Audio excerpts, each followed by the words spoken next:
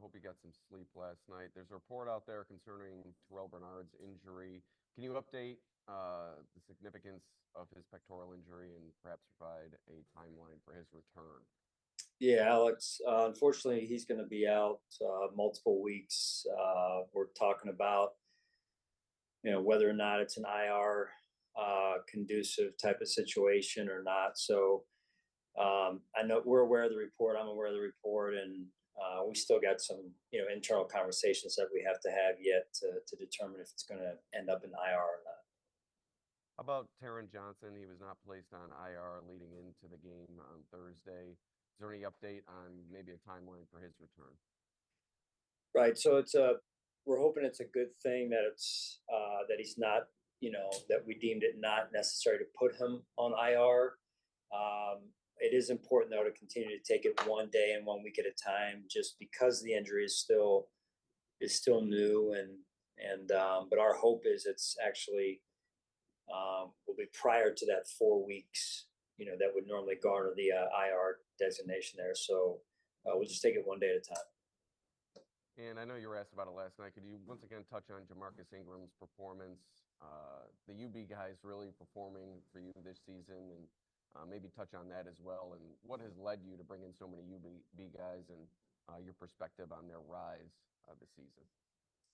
Yeah, again, really cool. It's not often that you're able to get some local guys, right?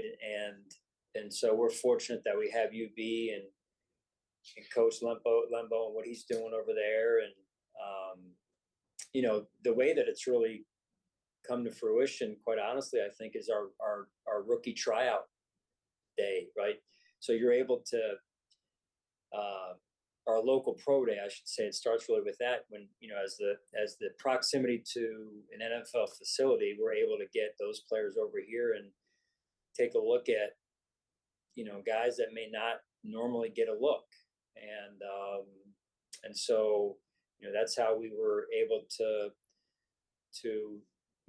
discover J. Mark and Joe, and then they get then invited to the rookie tryout camp, and they do their thing, and so they both stood out, and then the process really started from there.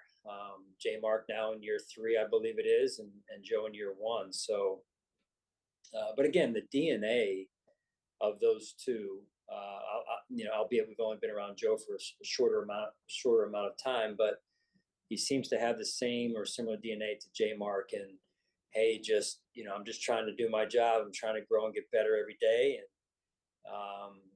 and never making it about himself or themselves, and just focused on improving every day and willing to work, and willing to put in the time. So it's refreshing. It's great to see it. I'm extremely happy for both of those guys.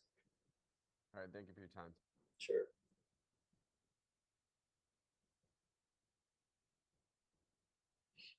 Hi, Sean. John Worrell. Hey, John. Can you speak to the efficiency of that win? Yeah, you froze up here, John. I got you on the efficiency piece. I'll answer that. Yeah, I thought our team really went down there, was focused on themselves in terms of, yes, respecting the opponent, for sure, really good opponent, yet also really focusing in on the things we could control and improving our game. And that was led by Josh and his leadership, of course. And I thought all 3 phases really factored into the win, and played really just good, sound physical football.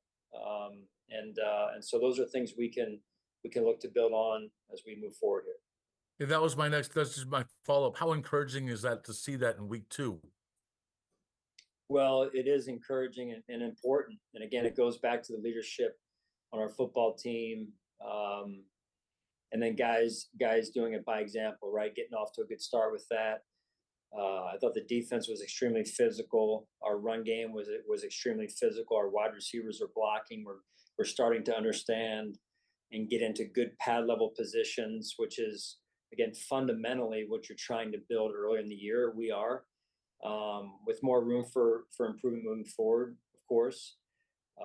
It's just so important to groove those key essentials to being a good, strong, fundamentally sound football team early on. Thanks, Sean. Sure.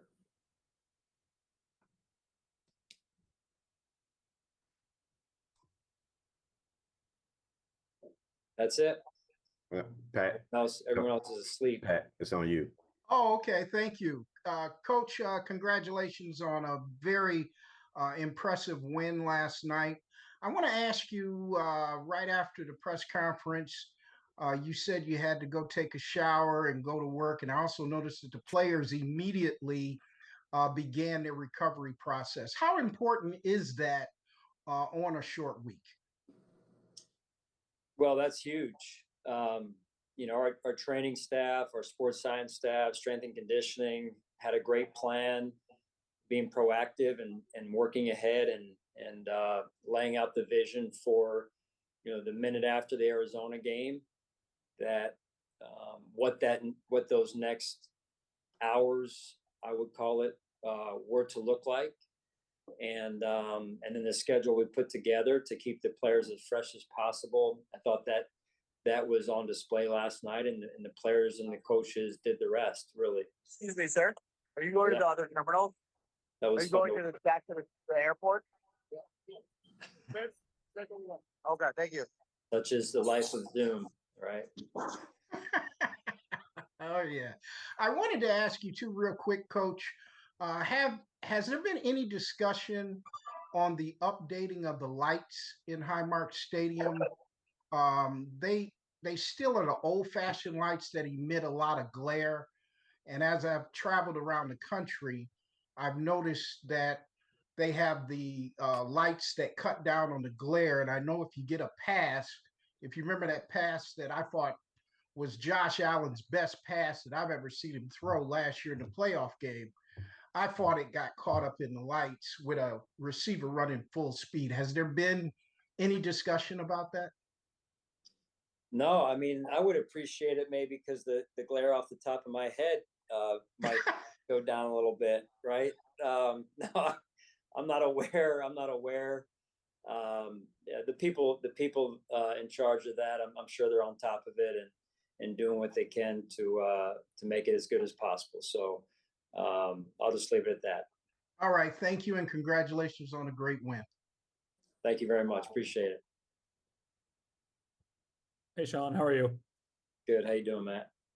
Good, thank you. I know you were asked a little bit about Jamarcus earlier, but I wanted to know just how encouraging is it and how impressive is it on his end to be able to carry over? He was somebody who flashed in training camp, and now he's making a play at the end of the Cardinals game and then having such a big night yesterday. I mean, what has his development been like the last couple months? It seems like he's really kind of ascended. He has, and again, it's to develop. It really starts with oneself. You've got to be willing to put in the time. You've got to be willing to have the discipline to remain consistent with that time and those habits. And he has done that. He has displayed that from day one. I know he had a great off season when he was away from us, and he had a good plan that he executed, and I think that's helped as well. And then confidence that comes from having some success, right? Confidence that comes from just some of those small wins, and that goes a long way. We're talking about pro ball players, I know, but they're human, and confidence is important. And sometimes, even the little increases in confidence go a long way. For Terrell and Matt to not be out there, you end up having Dorian and Balin play a significant amount of snaps yesterday. Just overall, how do you think that they did?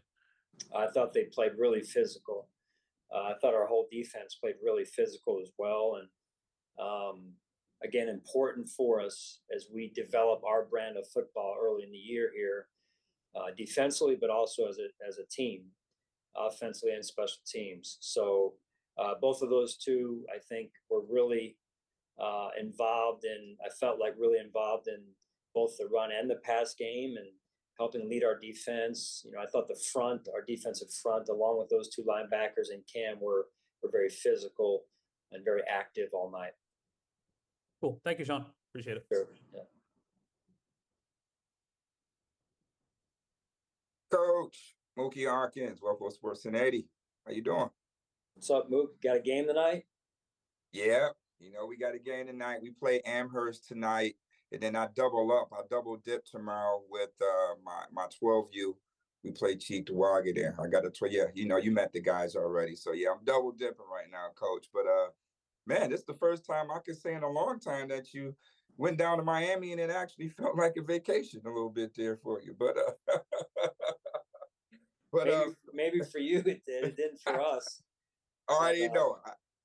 You had that look in your eye. I already know what time it is. You was definitely locked in. But Coach, care to talk about locking in the 5 Ps, right? How key was those 5 Ps the way you guys locked in against the top divisional opponent in such a short week time? Give me the 5 Ps. I haven't been in your huddle, so give me the 5 Ps. Come on, Coach. You don't know the 5 Ps?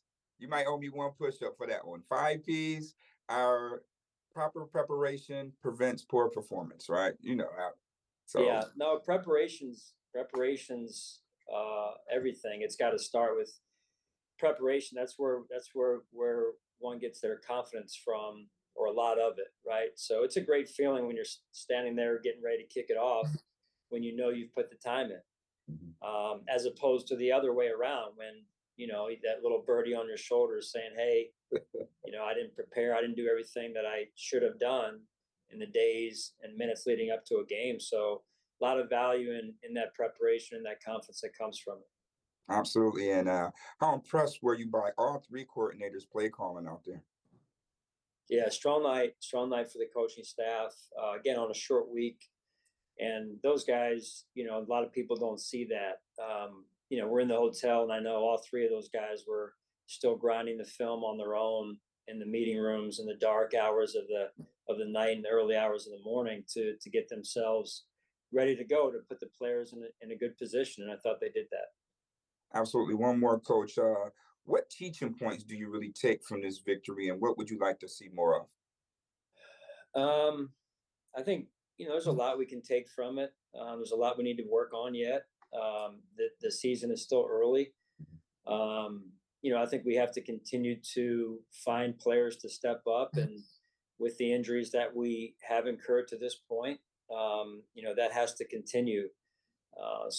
And then when those players are put into roles that, the players that were primary backups are put into starting roles, who then takes their spot as primary special teams players, right? So there's a domino effect to that. So we have to continue to churn that and get that preparation and that understanding of what we're trying to do and how we're trying to get it done.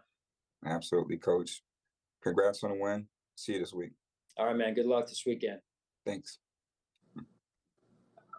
Hi, Sean.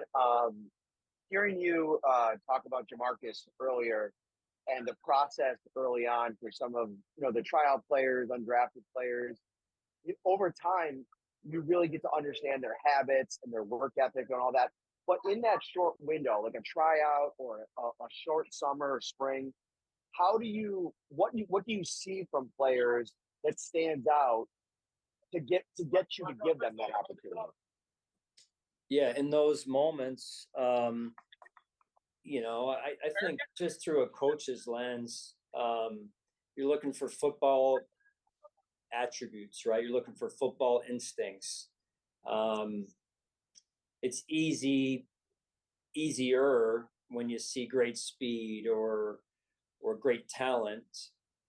I would say, though, usually a player is in a camp like that because of their football ability. And when I'm saying ability, I'm talking about football ability. Listen, there's a lot of players every year, I believe, that get overlooked because they don't have the blazing fast 40, or they're not height, weight, speed recruits, if you will. And I think that's one of the biggest,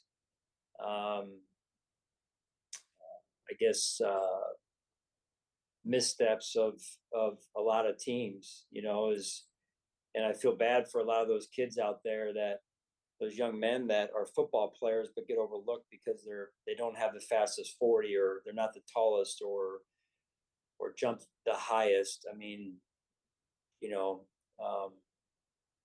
there's a lot of good football players out there, and there's a lot of guys that don't ever even get a chance to go to a tryout camp because they don't have those numbers. And that's, to me, that's a shame, because there's a lot of good football players that then don't get a chance to play football ever again, all because of their height, weight, and speed. And I know the big talking point this offseason is as you reshape the roster, has been around everybody eats, a team first mentality. But when you look in this locker room for the first 2 weeks, what you learned over the course of the summer, would you say that this group is, I don't know, as bought into that team first mentality as any group that you've had? Not to downplay any groups of the past, but it just seems like walking through the locker room yesterday, almost every player I talked to, of about 15, was talking about just this team first mentality and like playing for their teammates. Yeah, that's huge. You don't take it for granted. We have to sustain that as well, right? And I'm extremely appreciative of the guys and their mindset, and I really believe that starts at the top with Josh. Very unselfish in his approach. You know, you see, I love watching Josh celebrate when his teammates do great things. Watching the film of our offense, James, you know, goes off tackle there and is about to score a touchdown, and you see Josh in the background with his hands up, raised, you know, just extremely happy for James and the offensive line and the wide receivers that are blocking. And same thing when the defense makes a great play. First person usually to celebrate, you see on the sideline, when you watch the reaction of the sideline, is Josh Allen.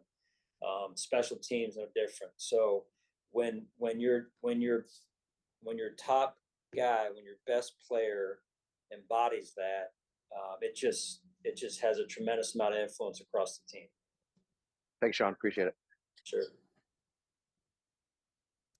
Hey, Sean, I wanted to ask you specifically about Balin and what you saw when you watched it back from his performance last night. And when he came in, obviously someone who's dealt with a lot of injuries, but then to come in like that, how did he perform overall? Yeah, he performed well, very well, Elena.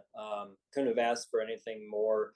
I'm not sure how many reps he got during the week, and that's kind of the life of a backup player, primary backup for us in this case. And but again, football player, right? And the game makes sense to him. Instincts, physical, and loves to play, right? I mean, loves to compete, and so extremely happy with the way he played.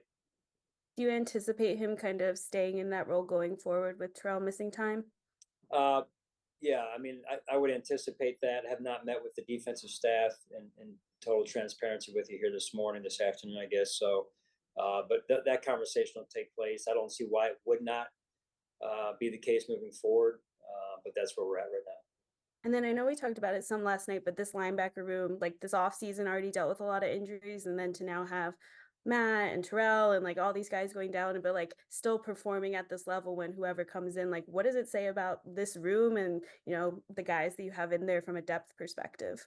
Well, they take ownership of it. They take responsibility for it, and they take pride in it at the same time. So, man, if I'm Joe, or if I'm Eddie, or if I'm, you know, the next player, I mean, it just, to me, it's a great example for those players that are, you know, further down the depth chart. Hey, man, that could be me. So I got to make sure I'm ready to go, and I can't wait for my opportunity. When I get it, I'm going to strike just like those guys have. One last thing for me, I was just curious, the start this offensive line has had, like what has been your overall takeaways for how they've performed through 2 games so far? Yeah, you know, I know we've got 4 of the 5 back from a year ago, and David's moved into that this year. And although I kind of considered him a starter last season, quite honestly, and you know, I think that they're working well together as we've gotten this young season going. And you know, some things came up last night that I know that they want back and want to work on as they head into the week of practice against Jacksonville. Thank you. Sure.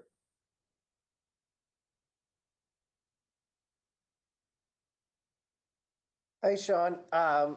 It seemed like your defense was in the right position a lot last night after maybe the first couple of drives.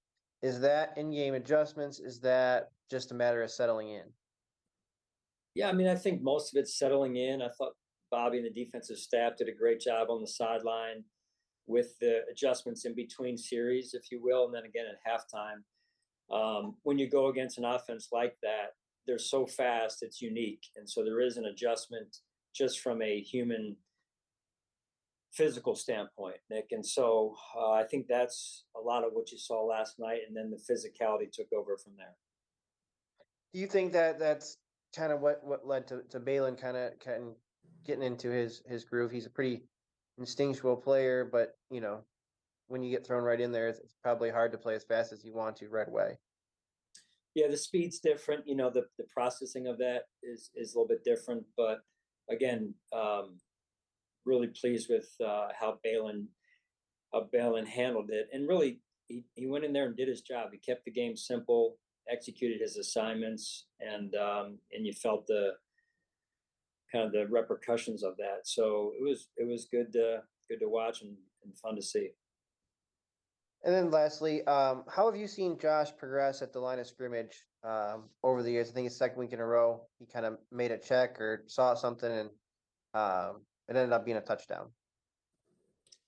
Yeah, you know, it starts with his preparation. 2 really good, consistent, albeit a short week in this past week. 2 really good weeks of preparation. Josh understanding the necessary parts of the defense that he's going to go against and how that defense may change in different areas of the field. And then I think a play that doesn't probably get talked about that is really important is, I believe it was first drive.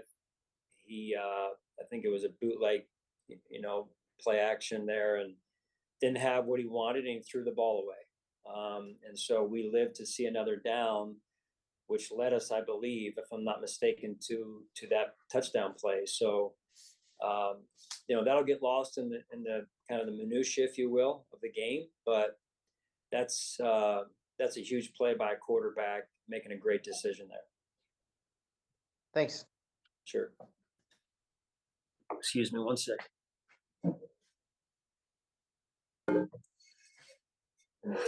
All right. Keep rolling.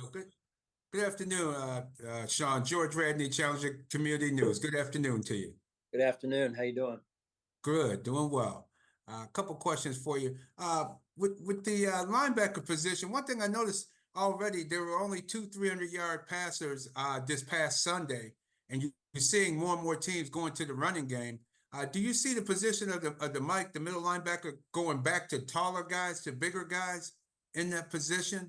Due to now you see more and more teams focusing on the run? You know, that's a great question, George. I'm not sure. We'll have to see, you know, how the game continues to evolve. It seems to be cyclical, right? You know, yes. Like maybe it's starting to go back a little bit to some of the run game, and I think part of it is there's so many teams playing split safety defense, trying to take away big plays and manage that end of the game, that maybe some people are now leaning a little bit more towards the run again. Yeah, going back to my style of play. This is my type of game now. It's finally coming back. That's your style, George? Yeah, that run the ball. Yes, indeed. Yes, indeed. We're getting back, getting closer with all this running we're seeing. And hopefully the linebackers will be getting bigger as well, because I think that's going to have to change in order to go back to combating the power runners that we're starting to see come out throughout the league now. Yeah. And my last question for you is Dwayne Carter and Austin Johnson on the defensive line. How would you their play from last night? Well, I was impressed that they handled the reps that they had, you know, at their fingertips there. We played 80 plays roughly on defense, so their involvement in the D-line rotation was important for us because of the heat as well. So that was all important. I think they're both growing in our scheme, and I thought Austin was rather active last night, and Dwayne did some good things as well. So we'll continue to work, and and their development's going to be huge for us. And last but not, I know that was last but not least, Casey Tuhill. I've been trying to watch this guy, and he seems very good against the edge. He's not making the tackles, but it look like he's making plays that's assisting on the defense. He's a guy that you don't really notice on the tackles, but last night, especially last night, seemed like he held the edge very well. Your comments on his play? Yeah, I would agree. Casey's been a great addition. Tough, smart, team first guy, plays special teams. He's one of those guys that makes a big difference, right? Even though some people may say his role is a small one. That's pretty cool when a guy who has that type of role makes a big difference. And he did last night, playing physical. There were some edge runs that he was stringing out and playing really physical at the point of attack, and gives tremendous effort. So we love having him here. Yeah, I noticed that last night, how you strung those plays out. And now I see why you kept him on the roster. So, hey, thanks a lot, Coach. Good luck next week. All right. Thanks, George. Appreciate it. Thank you for your time, Coach. That's all we have today. All right. Thanks, guys.